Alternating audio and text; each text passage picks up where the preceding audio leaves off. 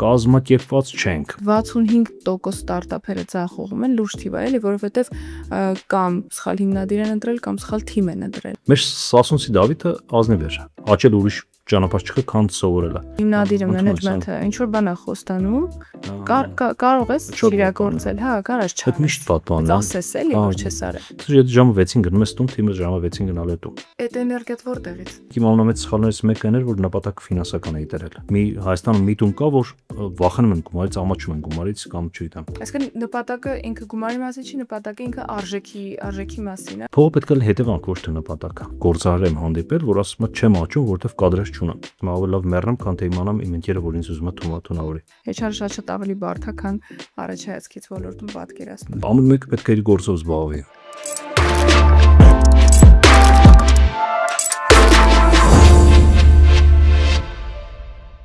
Բարև ձեզ եւ բարեկալուստ HR podcast-ի հերթական էպիզոդ։ Այսօրվա իմ հյուրն է Վահրամը Միրաքյան։ Վահրամը հանդիսանում է Մանթաշյանց բիզնես ակումբի համահիմնադիր ղեկավարը։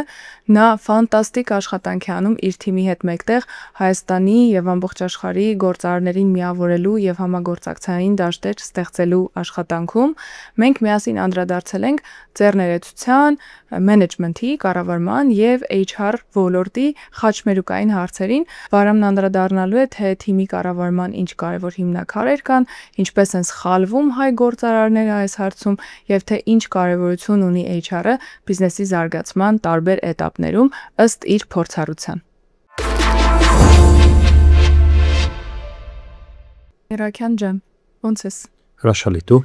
Լավ, ոնց անցավ քո ամերիկյան թրիփը։ Շատ լավ, հրաշալի։ Դենց տարբեր։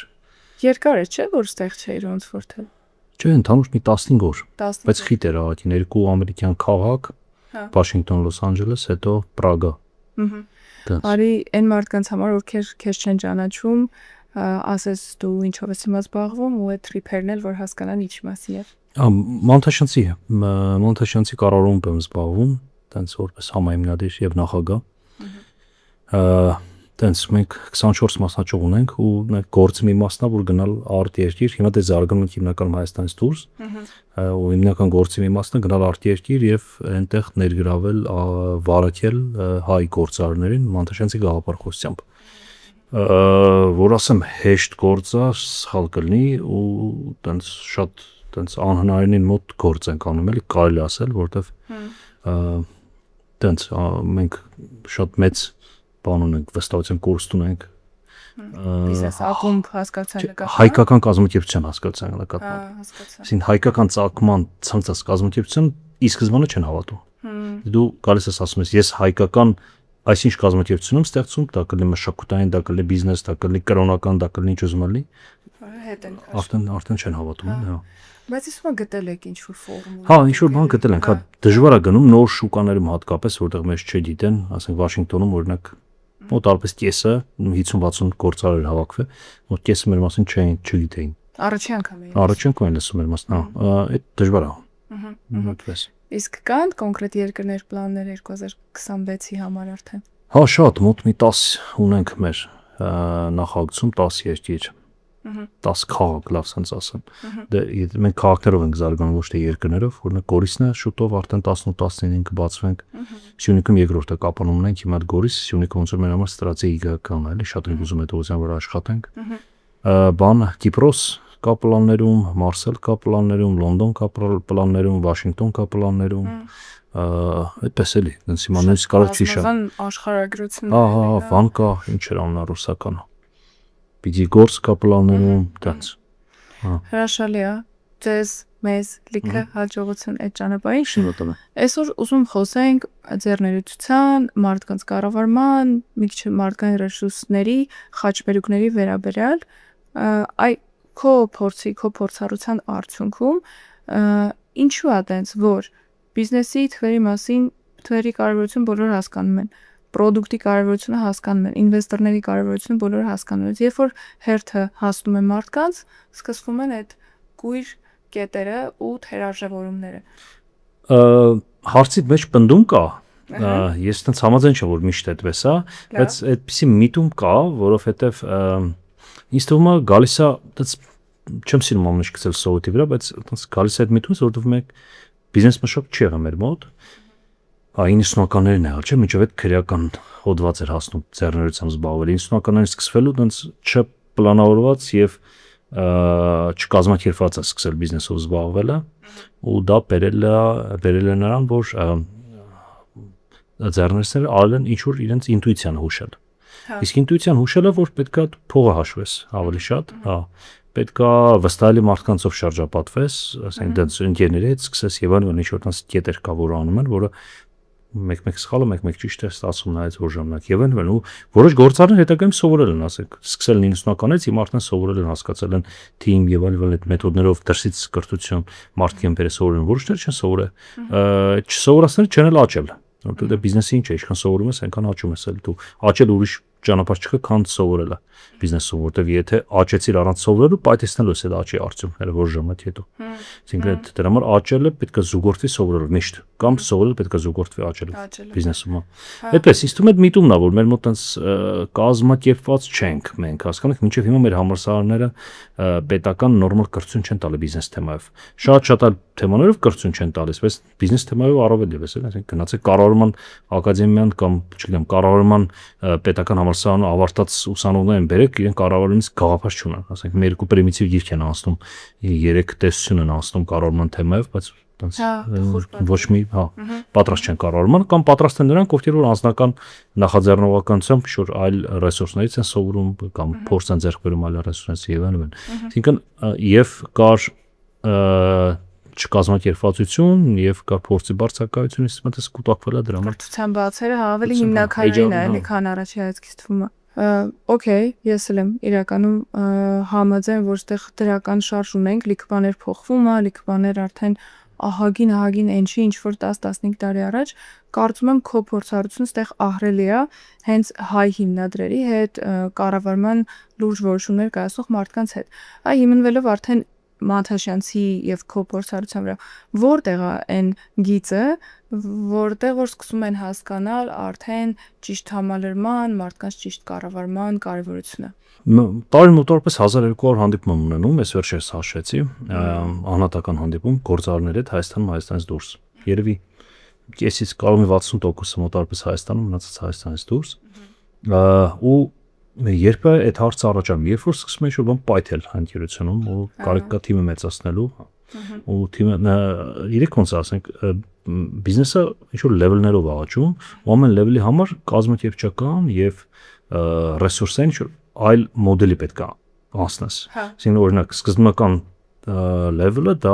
հերոսների թիմն է։ Դենց ես HR-ական տերմիներով կարող չեմ ասում, բայց ասենք հավաքվում է 4-5 հոգի, իրենք բոլորը հերոս են, իրենք աշխատում են օրը 20 ժամ այդ ստարտափային փուլում, էլի սկսնական փուլում։ Իրենք իրանց ճղում են, քնում են գրասենյակում, բան, իրենք մի ընտանիք են եւ այլն։ Հետո գալիս է մի փուլ, որ արդեն կազմակերպչական պետք է մտնել։ Այդ հերոսների փուլը դες մինչև դες 20-30 հոգի կարա հասնի 20-30 հոգուց հետո չի աշխատում այդ հերոսները, արդեն կազմակերպչական բաներ են պետք, էլի ինչ որ ենթակառուցվածքներ են պետք։ Ու այդ ավատ որ այդ շատերը վախենում են գնան կազմակերպչական ենթակառուցվածքներ, քանի որ դեմ են լինում այդ մարդիկ։ Այդ 20-30 հոգին, որոնք որ հավատարիմ են եղել առաջի 4 տարին, իրանց կամ 2 տարին կամ չգիտեմ մի տարին, ու իրանց միջոցով կայացել այդ կառույցը, հենց իրենք են սկսում խոչընդոտ դառնալ դրա համար, որովհետև իրենք արդեն զգում են որ հողը անկայուն է իրենց ոտքի տակ, այն մարդիկ ովքեր չեն ուզում փոխվեն։ Այդ թիմից մարդիկ որ ուզում են փոխվել, բայց այդտեղ ցավոք կորս առանց կորսների չի լինում, ու շատերը այդ էմոցիոնալից ելնելով վախենում են գնալ այդ կորսները ու դրանց ձգվում է այդ փուլը։ Հետո գալիս է մյուսը որ դու կազմակերպչական ինչ-որ բաներ ես մտցնում, ասին մենեջմենտի կանոններով, բան, ասին ամեն հարցը չի որ հիմնադիրն է որոշում կայացնում, հիմնադրի հետ ուղիղ կապ չեն ունենում իրենք եւ այն process-ները ինչ որ սկսում եւ այն որը էլի գիտելիքա պետք որ անցնես այդ փուլին, հետո դրանց հետո պետք է արդեն մենեջմենտի այլ սխեմաներ կազմվի եւ այլն, այս ամեն փուլում HR մարդկային ռեսուրսների կառավարման խնդիրները առաջ են կանգնում գործարարները ու շատերը չեն կարող լուծեն ու բիզնես դրանից դժում է ու իրենք չեն կարողանում աճեն, իրենք իշքան գործարար եմ հանդիպել, որ ասում է չեմ աճում, որովհետև կադրեր չունեմ։ Այսինքն HR-ը պատճառը չի աճում, որովհետև չունի ոչ թե կադրեր չունել, հարցը սխալ է, հարցը ամենակարևոր բանն է, հիմա ասենք աշխարհում ամենակարևոր բանը ճիշտ հարց ձևակերպելն է։ Դեռ պատասխան գտնելը շատ հեշտ է։ Արհեստական բանակցության կարաս ճիշտ հարց տաս, ինքը կպատասխանի քեզ։ Դե ունիկալ ժամանակաշրջան է հիմա։ Կարևոր է։ Հա, հիմա ունիկալ։ Հիմա այդ մարդ սխալ հարց է տալիս, ասում ես կադրեր չունեմ, դրա համար չեմ զարգանում։ Իրականում պետք է ասի ես մարդկային ռեսուրսների կառավարման գիտելիքներ չունեմ կամ recruiting-ի գիտելիքներ չունեմ, հա, դրա համար չեմ կարող աճեմ։ Ու շատ եմ հանդիպել, ասում եմ, եթե հա մարդ լինի, բիզնես գիտես ոնց կաճի, ես ասենց կանոն, բայց մարդ չունեմ։ Այդ տենց ցավալի է, ու շատերը հենց դրա պատճառով չեն էլ աճում։ Գլոբալ իմ կարծիքով բիզնեսը դա ֆինանսիստի եւ HR-ի մասնագիտության համատեղելությունն է պայմանով, որ համատեղելու հետ զուգահեռ այդ մարդը պետք է կարողանա երազել։ Այսինքն ինքը պետք է կարողանա երազի, պետք է լինի լավ ֆինանսներ հաշվող եւ լավ HR, վերջ ուրիշ պետք չէ մարդու գործարին, հա։ Երազի, մարդկային ռեսուրսների կառավարման ֆունկցիա, ֆինանսի Եվ ֆինանսական հաշվի մեջ էլի, այտենց մեկը որ լինում է, այտենց մեկը լինում է, մեկը չի լինում, հա, դուժում ես, էլի, ես օրինակ ֆինանսական թևից թույլ եմ ու դրա պատճառով դուժում եմ ժամանակ առ ժամանակ։ Հա, հասկացա։ Եթե հետ գնամ այդ մտքիդ, որ ցավոտ ճշմարտությունն է, կուզեմ իրան բարձրաձայնենք։ Այսինքն քո փորձառությամբ էլ HR-ի կարիքը սկսում ենք զգալ այն ժամանակ, երբ որ ինչ-որ մի բան ինչ-որտեղ չի աշխատում։ Հա, ու հաճախ չեն էլ հասկանում, որ այդ HR-ի կարիք ունեն իրենք, քանի որ չգիտեն այդ երևույթի մասին, էլի, հա։ Ասում են, չեմ կարողանում կադրեր գտնել, բիզնեսը չի զարգանում։ Չէ, ահավոր շատ եմ հանդիպել։ Ահավոր շատ, ասենք ասում հա, դե բիզնեսը զարգացում կախված է կադրերից։ Այդ նշանակում ինքը HR-ը կարիք ունի, բայց չի պատկերացնում։ Ես մի այտենց օրինակ բերեմ, ընկերներից մեկը վերջի 10 տարում շատ արագ մեծ զարգացող ընկերություն ունի, շատ արագ, ասենք, չգիտեմ, 30 հոգանոց թիմից դառել է 2000 հոգանոց թիմ։ Վերջի 10 տարում, օրինակ, հա, մոտավորապես հա 10-12 տարում այդ բանն են հասել։ Լուրջ է։ Ու հա, ունի մոտավորապես 20-25 HR։ Ես հիշում եմ ժամանակ կար 5 տարի առաջ, 6 տարի առաջ մի HR ուներ ինքը։ Դրանից մի քանի տարի առաջ էլ HR չուներ ընդհանրապես։ Հիշում եմ այդ մի HR-ից հասել է 25 HR-ի։ Ինչու՞։ Որովհետև այդ մասշտաբի աճը սպասարկելու համար մի HR-ը բավարար չէր։ Բայց միևնույն ժամանակ ես ճանաչում եմ այդ ոլորտի ինչ-որ այլ մարդկանց, ովքեր որ ասում են չեն կարողանում աճել, քանի որ կադրեր չկա։ Ես միշտ ասում եմ, եղբայր, նայ ես օրինակ բերում եմ, էլի։ Մտես դու էլ ես այդ նույն աշխատավարձ տալիս, ինքն էլ ու ինքը ավելի քիչ աշխատավարձ տալի, այդ որ 2000 աշխատող ունի, ավելի քիչ է տալիս HR բրենդինգի արդյունքում։ Հա, ասում եմ, այս մարդը ես հենց, բայց ինքը ո՞նց է լուծել այդ հարցը։ Դու դրան նայ, էլ այսինքն, եթե ինքը լուծել է, նշանակում է լուծում կա։ Հիմա դու HR ունես թե չունես, ինքը ասում է, չէ, չունեմ HR։ Վերջ, այսինքն ու էտա ցավալն է դա որ շատերը չեն գիտակցում որ հենց էտա պատճառը, բայց հեսա ռոբոտները կլինեն HR հարցը կլուծի, ռոբոտների համար HR պետք չէ։ Հա, եսիմ դու կարծում ես HR-ը կփոխարինվի ռոբոտով։ Օ HR-ը չգիտեմ, բայց աշխատողները կփոխարինվեն ու հետևաբար HR պետք չի լինի, որ աշխատողներին սպասարկեն, հա։ Այդտեղ երկու կարծիք կա, մեկը ասում է AI-ը մարդկանց կփոխարինի, բացարձակ, մյուսն էլ հայտնի կարծիք ասում է AI-ը չի փոխարինի մարդկանց, բայց այն մարդիկ կփոխարինեն, ովքեր AI-ից օգտվում են, AI-ին դիապ։ Դե հա, այդ բանն է, այսինքն ոչ թե կրճատենք, այլ ուժեղացնենք մեր կադրերի հնարավորությունները, բայց ցավոք շատ դեպքերում աշխատում է կրճատելը, որովհետև տեսանք ինչքան IT Facebook իր 30%-ին գործեցա հանեց եւ անում, այսինքն իրանք չեն կարող ուժեղացնել իրենց աշխատողների հնարավորությունները, չէ, իրենք չի կարային, բայց ուզում եմ ասեմ, մեկ մի տարբերակ չկա։ Այսօր չէ սովեր մեր տեխնոլոգիական ոլորտի կարծեմ Կարեններ դերցան, կարծեմ իր հետ ենք խոսում, ասեց որ սիլիկոնյան հովտում էլ սկսնակ մակարդակի ծրագրավորող չկա, սկսնակների հարցը ամբողջովին լուծված է հայաստական բանակցությամբ։ Իդեպ հենց IT-ում չեմ հիշում որ տարվա ստատիստիկա, բայց 65% ստարտափերը ձախողում են լուրջ թիվ է, էլի, որովհետև կամ սխալ հիմնադիր են ընտրել, կամ սխալ թիմ են ընտրել, այսինքն ուղղակի IT լավ է, նա IT-ում HR-ի դերը բավականին գիտակցված է, նաև Հայաստանում։ Մեր մոտ ինտելեկտուալ հենք բիզնեսներ են, ինտելեկտուալ հենք բիզնեսներում գիտելիքով են իրենք առաջնորդում, այդ գիտելիքով եթե առաջնորդում ես, նաև առնչվում ես այդ հարցին, որ սենց պետք է լուծել այդ հարցը։ Մեկ է այդ միջազգային փորձը շատ է իրանց դեպքում, որտեղ դե հիմնականը Հայաստանից դուրս ծառայություն կամ պրոդուկտ են մատուցում։ Մեր ոդկասթի հիմնական գործընկերն է Magnus HR-ը։ Magnus HR-ը հանդիսանում է HR եւ հավաքագրման ծառայություններ մատուցող ընկերություն։ Մեծ բիզնեսները եւ ընկերությունները դիմում են տարբեր հարցերով, սկսած ինչպես գտնել լավագույն աշխատակիցներին, ինչպես պահպանել թիմը, ինչպես հասնել արդյունավետության, ինչպես ղեկավարական ճիշտ մեխանիզմներ մտածել եւ շատ այլն։ Ուստի եթե դուք կանգնած եք նմանատիպ հարցերի առաջ կամ պարզապես ուզում եք զրուցել եւ հասկանալ, թե ձեզ մոտ HR-ական ինչ մարտահրավերներ կան, ուրեմն եկեք զրուցենք։ Իսկ այն մասնագետների համար, ովքեր գտնվում են մարդկային ռեսուրսների կառավարման ճանապարհին եւ ցանկանում են զարգացնել իրենց հմտությունները, ապա անպայմանորեն խորհուրդ եմ տալիս գնալ եւ նայել մեր HR Edu.am հարթակը, որտեղ բազմաթիվ եւ շատ հետաքրքիր կուրսեր, դասընթացներ եւ սեմինարներ կան HR-ի եւ հավաքագրման շուրջ։ Okay, հիմա եթե մի մակարդակ ներքևիչն ենք, եթե արդեն չենք խոսում հիմնադրի մասին, այլ խոսում ենք կառավարիչների մասին։ Այն չես կարծում, կառավարիչներ, հիմնադիր, մարդկային ռեսուրսների կառավարում։ Այս երեքի հաջող համագործակցության հիմնաքարերը որոնք են քո մենեջմենթական ու քո ձեռներեցական հայացքով։ Կառավարիչ, հիմնադիր, HR հաջող համագործակցության հիմնաքարերը, այո։ Ամեն մեկը պետք է իր գործով զբաղվի։ Ինձ թվում է դա ամենակարևորը, որ հիմնադրի ռազմավարություն եւ տեսլական, կառավարիչները օպերացիոն, HR-ն էլ թե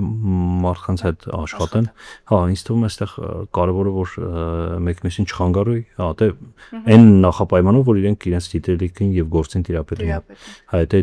իրենց դիտելիքին եւ գործին չեն տիրապետում, եթե չխառնվեն, կքանդվի համակարգը։ Այսինքն այս ինչ-որ սկզբունքները մասում, որոնք որ ստանդարտ չեն, բոլոր իրավիճակների համար չեն։ Այսինքն երբեմն պետք է խառնվել, հա, երբ որ բարձում է որ կառավարիչը չի տիրապետում որոշ ուղղությունների ինչ-որ հարցերին, հա ուրեմն պետք է խառնվել։ HR-ի դերը Հա, եթե HR-ը կամ հա եւ այլն, այսինքն դա շուտ դոգմաներ չեն, էլի մասածները կախված իրավիճակներից, բայց հա, այդպես։ Դու ինչ-որ լինիաներ, ինչ-որ գծեր քեզ համար գտել ես աշխատող թիմի կառավարման մեջ, որ համարում ես, որ ոնց որ դա կարևոր է ու համեմատաբար ավելի տարածված է այլոց շրջանակում։ Թե ունեք իմ աշխատելու հիմնական սկզբունքներից մեկը այն, որ ես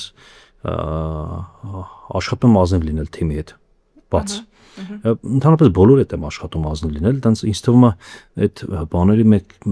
այդ հմտություններից մեկն է, որը որ մենք կորցրել ենք այդ հմտությունը ժամանակի ընթացքում ազնիվ լինելը։ Ազնվությունը, բայց այդ շատ արդյունավետությունը շատ է բարձրացնում։ Կներես էլի ընդհատեմ, կսահմանես ազնվությունը ղեկավարի համար որն է։ Բաց խնդիրներ, նպատակներ դնել ու կոմունիկացնել։ Հա, բաց կոմունիկացնել, հա, ինչ-որ մանիպուլատիվ նպատակներ չունենալ, մոտավորապես է դա։ Ունենալ եւ կոմունիկացնել, հա։ Հա, ունենալ եւ հասցնել, կապոր, հա, դա երևի, հա, բաց լինել, դրանց։ Ու մեր Սասունցի Դավիթը ազնիվ էր։ Դա էպոսի ամենակարևոր բաներից է, չէ՞, էթնոսի ոնց որ կողմնորոշիչներից մեկը հավաքական կերպարն է մեր։ Հա, բայց ինչ որ փուրից մեր մոտ շեղվել ենք։ Այսինքն շուրթրությունն է դրական կողմ համարվել։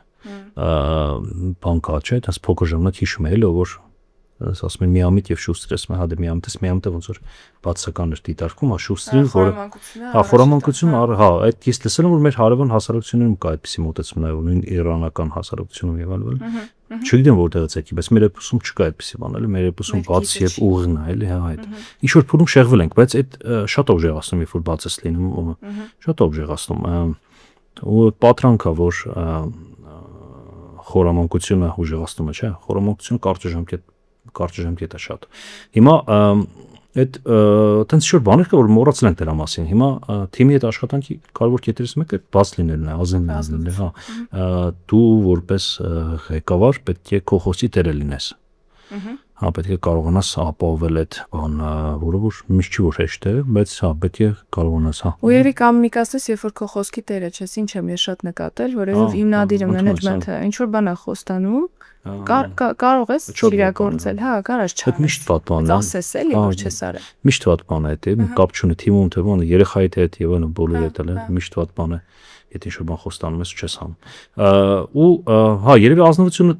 լավ նպատակ ունենալ, բաց լինել այդ նպատակի մասին, լավ տեսլական ունենալ, կիսվել այդ տեսլականով, նենց անել որ թիմն էլ կիսել այդ տեսլականը, հասցնել այդ տեսլականը նաև թիմին, հա, ու սկսում աշխատել արդեն։ Այսինքն գաղափարով վարակես, հա։ Հա, հետո օրինակ ծառայել, հա, օրինակ ծառայել, ասենք եթե դու չես աշխատում օրը 18 ժամ, չես կարա նաև ակնկալես որ աշխատողները 18, հա, ժամը 6-ին գնում ես տուն, թիմը ժամը 6-ին գնալ է տուն։ Բիզնեսներ կա 6-ին տուն գնալը կակրած պետք է, չէ՞, մեր։ Հա, դե մեծ իմ ասած մոդելը ունիվերսալ չի բոլորի համար, հա, մեծ կորպորացիաների համար 2000 աշխատողով կամ 5000 աշխատողով այս սխեման հնարավոր չաշխատի։ կամ կաշխատի ինչ որ առանձնատի թիմերում, ասենք top management-ում կարող աշխատի, բայց ավելի ներքև կարող չաշխատի, վեն, էլ այսինքն այդ ունիվերսալ չեն։ Այն դե փոքր թիմ է, մեր ինչքան է 20-25 հոգանոց թիմ է, ես այդ դրա հիման վրա եմ ասում, բայց top management-ում կարծում եմ կաշխատի այս մեխանիզմը։ Մի բան էլի այդ հարցս եկավ, մեր թեմայի հետ կապչին, բայց չեմ կարող չհարցնել։ Ասացիր 1200 հանդիպում, հա, տարվա ընթացքում 18 ժամ աշխատել, ես տեսել եմ քո աշխատանքը, էլի դու ոնց ես 18 ժամ հասանելի կամ որ մեր չաթերում գրում են ոչ մեկ չի արձագանքում, դու մի անգամից արձագանքես, հա, ուզում այս հարցը տամ այդ էներգիան որտեղից։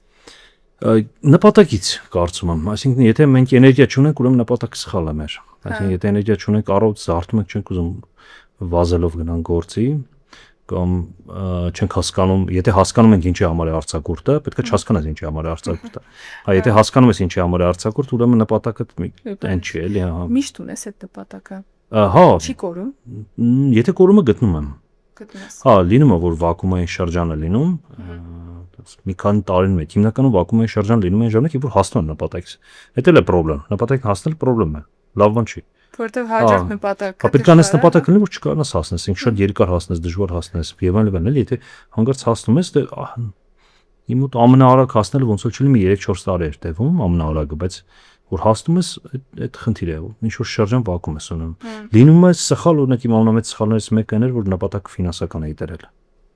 Այ որ դնում ես ֆինանսական նպատակ, մոտիվացիան գնում է, այդ առողջ չզում արտանես, իմ մոտ շրջան եղել է, որ ասենք գործը հեշտ չի սիրում, այդ նույն բանանի ներկրման փուլն էր։ 4 տարի, 5 տարի համար ես այդ գործի մեջ եղա, հա, որպես բիզնես մի շրջան բավական մեծ էր, ասենք 300 արկատուների մեջ էինք, ասենք 7 միլիոն դոլար տարեկան շրջանառություն, բայց առողջ չի ուզում գործի գնայի ու դրան հակառակ գնում էի, ամեն առողջը մի 7-ին գնում էի, առողջ 7-ին։ Ասենք այդ COVID-ի տարիներին 20 թվականը եղան ստաբիլ մեր գործը այնց էր որ 7-ին պետք է գնայի, 7-ին գնում էի մինչև ժամը 2-ը առանց ընդմիջման, հետո ընդմիջում օրվա երկրորդ կես էլի այդ գործով կամ կարող այլ գործերով կենտրոնում եմ, հա, ու այդպես պատժվեցի վերջում, որ բան եղավ, էլի չսիրած գործը, դե ընկերությունը գնաց ցանկացման, այսինքն այդ բան եղավ, էլի, ու այնց հետո որ վերլուծում եմ, այդ ոնց որ նպատակից եկա։ Հա, եթե դու պետք է չանես այն ինչ որ չես սիրում, երբ որ անում ես վերջը վատ է լինում, էլի, այսինքն փողն էլ որպես նպատակ այդքան լավ չի։ Փողը պետք է լինի հետևանք, ոչ թե նպատակ։ Արժեքը դնես նպատակ։ Հա, փողը հետևանք պետք է լինի, միջոց պետք է լինի եւ այլն, բայց ոչ նպատակ։ Երբ որ դնում ես նպատակ, դեգրադացվում ես։ Դու որպես մարդ դեգրադացվում ես, եթե համաձայն չես այդ դեգրադացման հետ, ուրեմն պրավալ ես տալի գործը։ Այսինքն նպատակը ինքը գումարի մասին չի, նպատակը ինքը արժեքի մասին է։ Այո, որին պետք է միջոց ծառայի գումարը։ Այսինքն եթե գումարը քո նպատակում ինքը դեր չունեցավ, դու դառնում ես բարեգործ։ ՀԿ բարեգործական բանն է եւ այլն, դա էլ է սխալ, այսինքն մի Հայաստանում միտում կա, որ վախենում են գումարից, ամաչում են գումարից կամ չգիտեմ։ Դա էլ գալիս է մեր մանկությունից, մենք փողը ձեռը կեղտ է, այն հարուստները սերիալ կա, բագաչի тоже плачут, նա սերիալ կա, չէ՞։ Դա ասենք այդ որ շարունակեմ այդ տրամաբանությունը, ասենք այդ սոցիալիստական գաղափարախոսությունը, որը որ մեզ որպես կապիտալիստական հասարակություն շատ վնասում։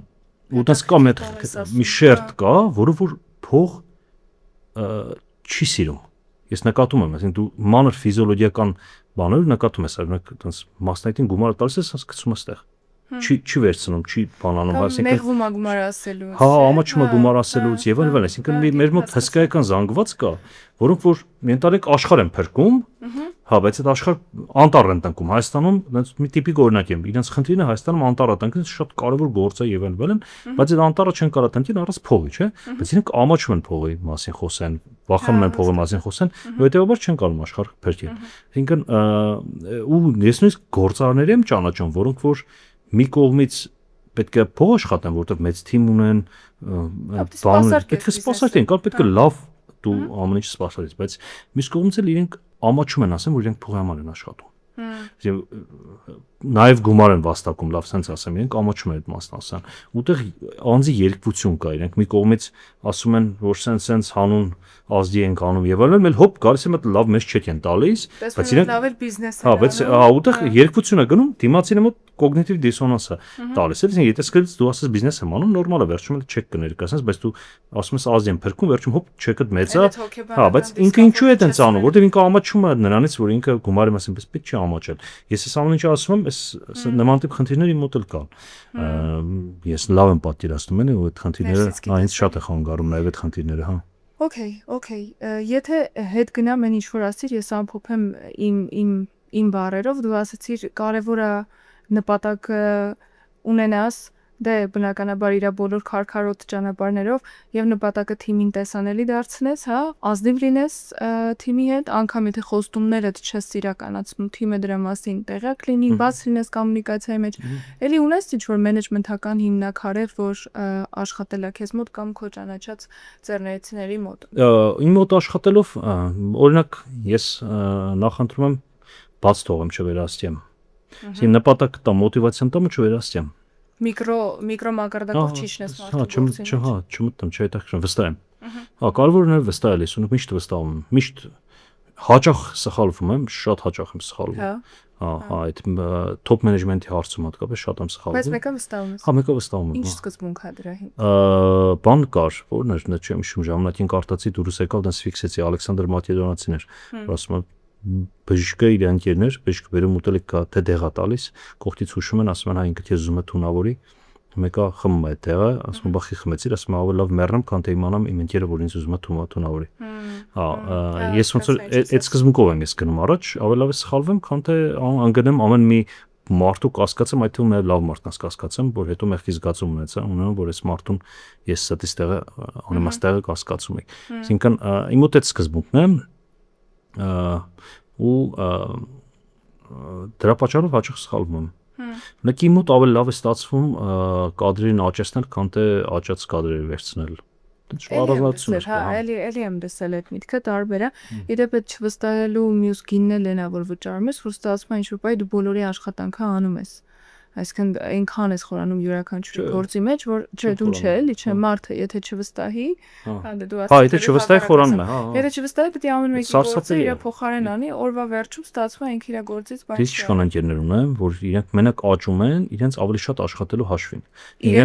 Իրենց սեփական, հա, իրենք ասենք 12 ժամ աշխատում, պետք է աճի, դրա համար 14 ժամ աշխատել, հետո պետք է աճի 18 ժամ աշխատել, հետո 20 ժամ, հետո սկսում է գիրանալ, հետո սկսում է գիշերները չքնել, հետո մեռնում է։ Փարկաստու դեռ ոչ մեկ չի մեռել, բայց ասենք նայում ես 20 տարի տարիքից մեծ է երևում արդեն էլի։ Այդ հա, այդ ինչու, որովհետև ամեն հարց ինքը ու պետք է անի, ու բայց այդտեղ նաև հաշվարկիչ կա, որը սխալ է։ Հիմա տեսեք, ինքը հաշվապահի հարց է անում, չէ՞, հաշվապահի գործազբաղ։ Հաշվապահն ամսական պետք է ստանար 300,000 դրամ, պայմանական կամ 400,000 դրամ։ Այս գործարարը ամիսը ինտերնետ վաստակում է 50 միլիոն դրամ։ Այսինքն ինքը 49 միլիոն 700,000 դրամ մինուս է գնում։ Որտեվ իր ժամանակ։ Ինքը ժամով եթե հաշվենք, ինքը չբաժանում ժամերի ոնց որ բարդ կստացվի, բայց եթե մի ամիս հաշվապահի աշխատանք էին անում, ինքը ուրեմն 49 միլիոն 700,000 դրամ մինուս է գնում այդ։ Բայց այդ իրոք այդպես է, բայց իրենք չեն հաշվում։ Բայց դրա գինը ավելի շատ է, էլի, քան բունը գումարը։ Շատ ահռելի է, հա։ Ասած էներգիան, լարվել է եւ այլն, հա։ Այսինքն ավելի լավ է վստահես մարդուն ինքն իր աշխատանքը անի, քան սկզբանե վստահես, տեսավ չաշխատեց, փոխես, հաջորդին բերես, էլի սկսես վստահել։ Կամ մարդուն ես փոխում, կամ փոխում ես մարդուն։ Ինչպես ցանկացած, այս էպիզոդում էլ ձեզ համար նվեր ունենք, խնդրում եմ գնալ մեկնաբանություններ դաշտ եւ պատասխանել հետեւյալ հարցին. Հիմնադրերի ամենատարածված որ սխալն է, որ հանգեցնում է թիմի դեմոտիվացիային, թիմի ներգրավվածության անկմանը։ Գիտեմ, որ հարցը բարդ է, տարբեր բազմաշերտ պատասխաններ ունի, այդ իսկ պատճառով լավագույն մեկնաբանություն գրողին մենք կնվիրենք հենց Վահրամ Միրաքյանի Բիզնես անատոմիա գիրքը։ Okay. Երևի վերջին կտորը, որ կուզենամ իրար հետ քննարկենք, մշակույթն է։ Այ ես քեզ ասեցի, ինչ հիմնակարը կա, որ HR ղեկավար, հիմնադիր, ղեկավար օղակ եւ հիմնադիրը իրար հետ լավ աշխատեն։ Դու ասել երբ որ յուրաքանչյուրը գիտի իր անելիքը։ Այստեղ մի անելիք կա, որ կազմակերպության մշակույթն է, ուժեղ մշակույթով թիմերը, առողջ մշակույթով թիմերը մինչև 3 անգամ արդյունավետության են հասնում, էլի մինչև 3 անգամ։ Ուզում եմ հասկանամ մշակույթի առաջադրանքը քո կարծիքով ում ուսերին է դրված։ Հիմնադիրի, որովհետև թիմը չի կարա այլ մշակույթ ունենա, քան հիմնադիրը։ Ես օրինակ իմ սիրած զբաղմունքներից եմ մտնել ընկերություններ, նայել սպասարկումը թիմին, աշխատողներին ու ըստ դրա վիզուալիզացնել հիմնադիրի կերպարը։ Ու հաճախ համընկնում է։ Լուրջ, հաճախ համընկնում, հա, միշտ եմ անում, ասենք միշտ որ գնում եմ, ինչ-որ տուրիստական ընկերություն, պայմանական օրինակ եմ, կամ հյուրանոց, կամ տուրիստական, գնում եմ նայում սպասարկումը ոնց է մոտենում, ինչ տեսակ մարդ է ընդունված գործի, ինչ հագուստ է հագնում այդ մարդը եւ այլն, ու այդ ամեն ինչի հիման վրա վիզուալիզացնում եմ այդ բիզնեսի հիմնադրին, ու ասեմ որ երևի 80%-ով համընկնում է։ Մեծ ընկերություններ մեկ-մեկ չի համընկնում, դա էլ նաեւ հասկանում նրանց է, որ հիմնադրի ու սպասարկման շերտերը շատ են, կարող ասենք top management-ի մշակույթն է օրինակ ասնում, բայց մեկ-մեկ մեծ ընկերություններում մշակույթը միջև ներքև գնում է, ու ասեմ այդ ամենահաջող ընկերություններն են։ Երբ որ այն ամենը ներքևի level-ում, չգիտեմ, սոցիալական շերտերով եթե ասեմ ներքև սխալ եմ, ինչ ասեմ, բայց սուբորդինացիան, հա, ամենա շերտերը նայում ես, այդ աշխատակիցները նման են հիմնադիրին։ Հա, ու մեծ ընկերություն է, ասենք 2000-1500 աշխատող մեծ ընկերությունները։ Երբ որ արժեքային միքսը հիմնադրի արժեքային միքսը գնում է մինչև վերջ, էլի, եթե հիմնադրի արժեքները բուրգով մինչև վերջ իջնում են, ամենահաջող ընկերությունները դրանք են։ Ես ունենք շատ այդպիսի օրինակներ եմ տեսել, բոլոր հաջող ընկերությունները այդպես են։ Կա որ այդպես չի գալիս, ասենք գալիս ինչ-որ մի կետից կտրվում է, հետո այլ մշակույթ է իջնում ներքև, հետո փոխվում է բան։ Իք համատաբար այդքան հաջողակ չեն, այդքան արագ չեն աճում, այդքան միահամուռ չեն, այդքան միանման չեն, բան շատ նույնիսկ հակնում, նույնիսկ ֆիզիոլոգիապես մեկ-մեկ նմանացնում հիմնադիրին, ոնց է կին ու ամուսին մեկ-մեկ ասում են, չէ, տարիներ ընթացքում, հա, ես մարդկանց նալուց ֆիզիոլոգիապես էլ եմ նմանացնում, որ հա, դենց հետաքրքիր խոսքով վարկով, հա, կա տես։ Իմ սիրած բաղումներից է այդ, հա։ Դա մի հատ ես էլ դրան շատություն կդարձում։ Եթե այդտեղ որ ասիր կա որտեղ չի հասնում, այդտեղ HR-ն է գալիս, երեքին ձեզ մոտ հարցնում են, էլի։ Հա։ Ընդհատում է լինում, այստեղ մայքը պետք է մանան։ Սիստեմի պատասխանատուն HR-ն է, ասում, HR-ը տենց ֆանտաստիկ հնարավորություններ չունի, ինքը մշակույթ ստեղծի։ Նախ մշակույթը ինքնաստեղծվող է, սկսենք այդտեղից, բայց ինքը այո, առաջին հերթին հիմնադրի գլխում։ HR-ներից գիտեք, հիմա HR չունեմ, բայց HR-ներով ինչն է ցավոտ եղել իմ մոտ, մի քանի փորձ ունեցել եմ, HR դառնալ թիմի advocate, հա, իմ մոտ, այսինքն իր հիմնական խնդիրը թիմի շահերի պաշտպանություններ ու հաճախ անարտար։ Ու շատ անառողջ մթնոլորտ էին մտցնում, այսինքն HR-ը դա բացական տենց օրինակներ ունեմ, էլի անառողջ մթնոլորտ են մտցնում, որովհետև թիմում կար որոշակի անառողջ տարեր, այդ անառողջ տարերը իրենց ազդեցությունը տարածում են HR-ը, HR-ը գալիս իմ մոտ դառնում է այդ մարդկանց դեսպանը, ու ասենք ինչ որ մի շրջան, քանի որ վստահում ես HR-ը մեխանիկորեն, մի շրջան սկսես հավատալ իրենից դիրի աշխատել, հետո զգում ես որ ընկերությունը քանդում ես արդեն, էլի։ Հետո HR-ն հանում ես, ամեն ինչ առողջանում։ Այսինքն այդ խնդիրն էլ առաջանում։ Մենակ HR-ն էլ իդեալականացնենք, էլի, այսինքն այդտեղ շատ խնդիրներ են։ Ես միշտ ասում եմ յուրաքանչյուր մարդկային ռեսուրսների կառավարման մասնագետ մի ոտքով կանգնած է թիմի հետ, մի ոտքով բիզնեսի հետ։ Իդեպ ասեմ քեզ, ինչքան սենյորանում ես, ինչքան խորանում ես մարդկային ռեսուրսների կառավարման մեջ, այդ բիզնեսի ոտքը սկսում ես ավելի լավ սեղմել, ավելի ամուր սեղմել, սկսնակ ժամանակ ավելի թիմի հետ ես, ավելի մասնագիտական հասունացման ժամանակ բիզնեսի հետ ես, բայց այս բալանսը ահավոր դժվար է պահելը։ Ու ստեղ սխալները իրոք կան, էլի, ես էլ չեմ իդեալիզացնում, որովհետև ինձ հետ էլ է եղել։ Ում այդ երկարը շփումը գնում ես այդ խմբի ազդեցությամբ։ Այդ թրեփի մեջ ես գնում, էլի։ Բան է, հաշտարարի գործ է, էլի, ոնց որ նաև այստեղ։ Դժվար է, այդ բալանսը պահելը դժվար է, ինքը գիտելիք էլ է պահանջում, որովհետև բիզնեսի հետ լինել նշանակում է բիզնեսը ուղղությունով պատկերացնել, իսկ դա լիքը գիտելիքների միքս է, էլի։ Համել հիմնադրին էլ հասկանաս, մենեջերներին էլ հասկանաս, բարդ է իմ կարծիքով։ HR-ը շատ ավելի բարդ է, քան առաջայացքից ոլորտում պատկերացնում։ Հետո ցավոք սերտե Հայաստանում այդ բանով ես գիտեմ որ արտասանում կա coaching level-ի HR-ներ արդեն որ ասենք անհատական coaching-ի, հա, այդ level-ի բան չկա Հայաստանում, դա էլ է որ շատ բան այդ level-ի HR-ներ չկան։ Որ իրենք ավելի շատ հոկեբան coach են, էլի, ավելի շատ արդեն փոխվել է։ Այս վերջի տարիները փոխվել է Իրաքյան։ Հա, արդեն այս բանը որ դու ասացիր, առնվազն 2-3 HR-գից coach մասնագետ իմ աչքին եկավ, այ հենց նոր սրանից առաջ էլ խոսում էինք նրա մասին, Էդիլյանը ասեց, ասում է ղեկավարների բարեկեցությունը 70%-ով ազդում է աշխատակիցների մնալու ու արդյունավետ աշխատելու վրա, այս վերջի ստատիստիկաներն ու ասում է HR-ների համար առաջնային խնդիր է դառնում այդ հոգեբանական, coach-ի, մենթորի հմտությունը միքս ունենա, որ ղեկավարների բարեկեցությունը կարողանա ապահովի, էլի։ Խեղճ HR էլի, բոլոր կողմերից։ Այս բանկը լավ սերիալ կա միլիարդին, դեռ մատ ուժեղ HR կա, HR coach այդ կերպարը։ Հատ նայ անպայման այդ միլիարդի, հա, բիզնես մասն սերիալ է, առաջին 2-3 սեզոնը լավն է, հետո վատանում է, բայց պես բոլոր սերիալները։ հա, այնտեղ շատ ուժեղ մի հատ coach HR-ը կերպար կա։ Ինչ ձև։ Էլի որ դες բալանսավորում է, ինքը միլիարդը տիրոջ հետ աշխատում։ Ու իր ամուսինն էլ դատախազը, որ այդ միլիարդը տիրոջ պետք դադում է, դες հետաքրքիր։ Գլխավոր կերպարներից մեկն էլ ինքն է, հա, դες բան շատ լավն է։ Գնայեմ։ Okay, Միրաքյան ջան, վերջին հարցն եմ ուզում տալ, քո կարծիքով ղեկավարների, լայն իմաստով ղեկավարների, որ սխալն է, որ ամենաշատն է բերում ընկերությունների կործանմանը։ Այս կոնտեքստում։ Կործանմանը, ասեմ, կործանման մի քիչ շատ խիստ է հնչում, բայց ինձ թվում է մարդկանց չվստահելը շատ է խանգարում։ Մարդկանց չվստահելը շատ է խանգարում ընկերություններին աճելու զարգանալու համար։ Մեկ, երկրորդը սխալվելուց վախենալը ու նաև թիմին պարտադրել որ չսխալվեն, այսինքն մշակույթ դնել, որ սխալվել չի կարելի։ Որ էլի HR ու հիմնադիր ոնց որ մշակույթի մեջ է, այդ որ թույլ չեն տալիս սխալվել, դա էլ է շատ խանգարում աճին, եւ երրորդը մեր մոտ համարձակ չեն հիմնադիրները, այսինքն գլոբալ չեն մտածում ու ամբիցիոզ չեն։ Ամբիցիոզ չեն Հայաստանում, կատաստրոֆիկ ամբիցիոզ չեն, ես ապշում եմ անընդհատ էլի բիզնեսների հետ շփվելուց։ Ամբիցիոզությունը ոնց կսահմանես, ավելի ցկտել։ Նպատակ դնեն $1 միլիարդ ընկերություն ստեղծեն, նպատակ դնեն 50 երկրում արտահանել, նպատակ դնեն, ասենք չգիտեմ, լինել ոլորտի առաջատարը եւ այլն, Մեծ մտածել։ հա, չէ, ասենք իրենց քաղաքով, բան Երևանի, բան ինչ որ մի level կա, որ հարևաններից հենց բարձրանում է անասոցիալական այդ ստատուսը, հա, վերջ։ Արդեն այնտեղ ռելաքս են լինում, հանգստանում են, դրանց ինքնաուսի կամ գնում առաջ կամ չի գնում, էլի, բայց պետք է ամբիցիոզ լինել, այդ որ Միացյալ Նահանգներում եմ շատ տեսնում, այդ Սան Ֆրանցիսկո եւ այլն, որ այնտեղ ասենք բոլորի նպատակ, ասեմ, բոլորի նպատակ միլիարդն է, այդ բանի ֆիլմում կար, չէ՞, Ցուկենբերգի, որ ասում եմ միլիոնը ոնց որ բան չի, հետաքրքիր չի, հա, հետաքրքիր չի, միլիարդն է հետաքրքիր, հա, հիմա ասենք միլիարդ հետաքրքիր չի, 10 միլիարդն է հետաքրքիր կամ 100 միլիարդն է հետաքրքիր, այդ միտումն է գնում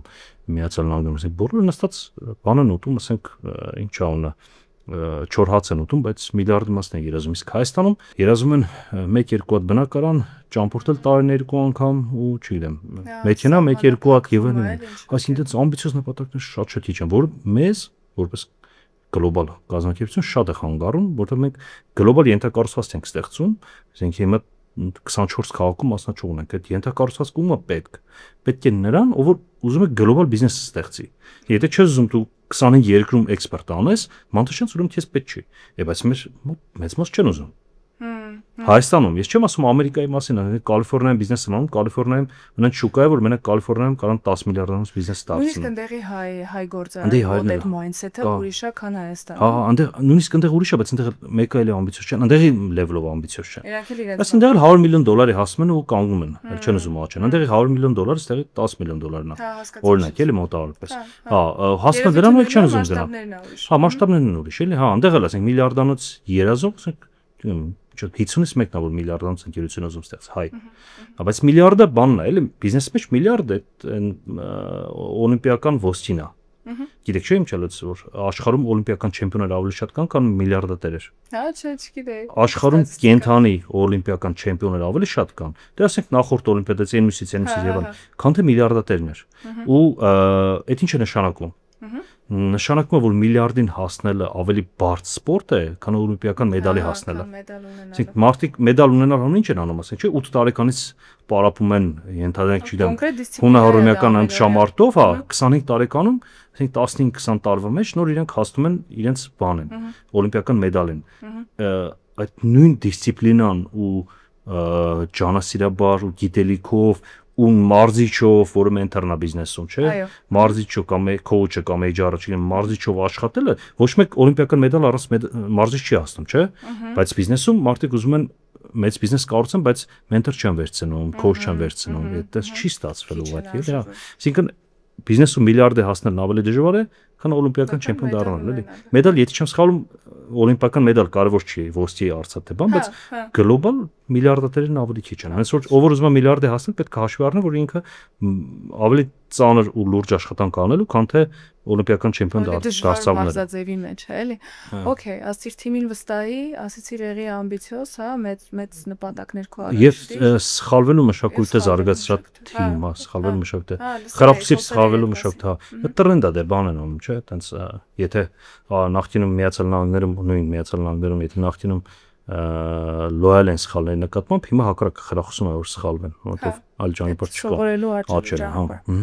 Կա էլ ինչ-որ բան որ կուզենաս կիսվել։ Դե ասացի էլ այսքան ասեցի նախատեսված էլ ավելի ասեցի չի։ Okay, հա։ Քեզ մերսի գալու համար, մերսի այն աշխատանքի համար, որ անում ես դու քո թիմը, ֆանտաստիկ գործ եք անում։ Ես շնորհակալ դու էլ, հա, դու կարևոր գործ ես անում, ես HR մշակույթը վերջի 10 տարիներում Սիմչելս համալսարանի HR-ն եմ ավարտել, դիտես, չէ՞, չգիտեմ, ես չէ, հա, մի երևի 10 քան տարի, հեռավոր մի տարվա կուրսեր ավարտել եմ։ Հա, գիտեմ որն է սով։ Հա, այն ժամանակ մոդա չէր HR-ը, այսինքն դրանից բացի ուրիշ կուրս չկար էլ այն ժամանակ։ 10-11 թիվներ այդ թվերն են տարապես, հա, հեռավոր կուրսը ավարտել եմ ու հիմա տրենդ է, տրենդային մասնակցություն է դարձել HR-ը, դրա մեջ կարևոր դեր ունես նաև դու քո ոլորտով որ պրոպագանդում ես այս հարցը, ինչը շատ կարևոր է մեր համար։ Մերսի Միրաքյան ջան, դե քեզ հաջող երեկո։ Քեզ էլ։